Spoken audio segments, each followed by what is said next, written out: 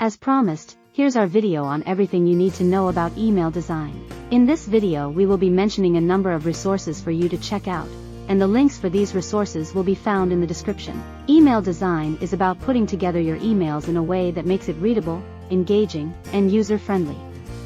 Research shows that we don't read content on the web the same way we read books. And this means that your email should not read, or look anything like a book. So that raises the obvious question, what should your email look like? Well, if you look at most marketing emails in your niche, chances are they look very different from traditional emails. In fact, most of them might resemble a short blog post, including hyperlinks, brand-based colors, and interactive elements. Businesses are moving towards these kinds of emails for multiple reasons. They're easy to digest. They're easy to create. They convert better than plain text. And they're share-worthy. Today we'll walk you through the basics of email design so that you can get up and running in no time. The first thing we'll look at is content hierarchy. Content hierarchy refers to the way content is organized, usually on digital content assets. Broadly speaking, content hierarchy is used to tell people what's important at a glance. This is important for things like blog posts because you have a limited amount of time to convince people that your content is worth reading. They do this by skimming the parts of your content that stand out the most visually, and evaluating if the body text is valuable based on that. In email marketing, the following concepts apply. Avoid trying to communicate multiple topics in one email.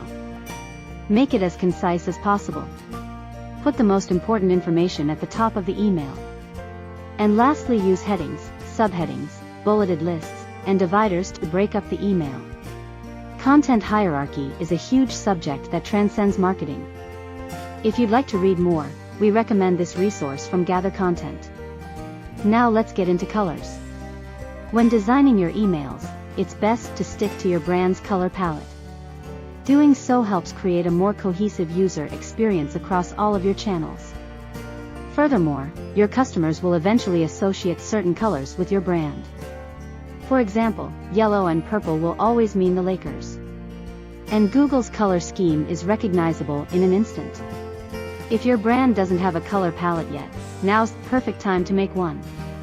Here's a tip: use an online palette generator or hire a branding professional. Believe it or not, color theory can get mathematical. Besides your color scheme, make sure you codify how you use your colors. This means if one call to action button is red, the rest of your buttons should be red too.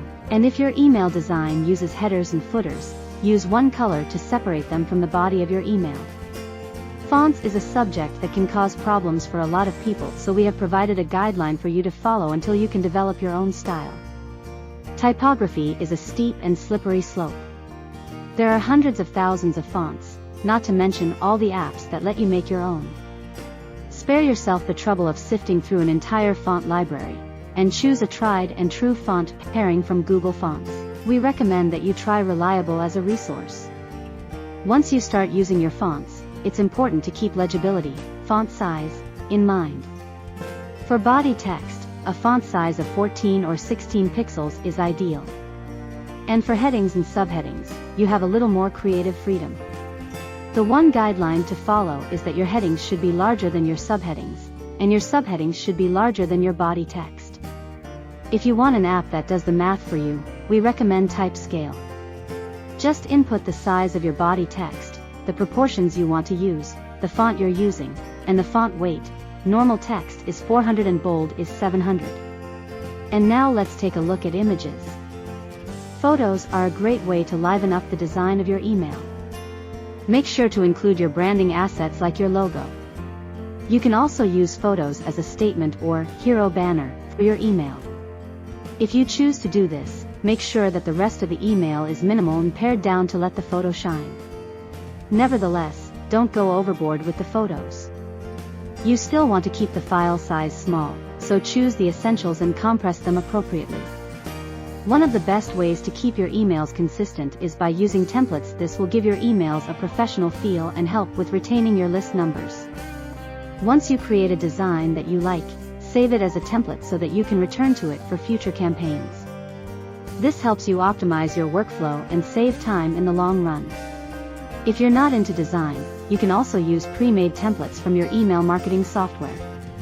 Instead of building a design from the ground up, go through this list one by one and customize the pre-made template to suit your needs. Pre-made templates aren't exactly turnkey because thousands of other businesses use the same thing. So, it's important to pay attention to these details because they help you cut through the noise and stand out. Thanks for watching, and in our next video we'll be taking a look at how to boost your open rates. Remember to like, share and subscribe for more video content.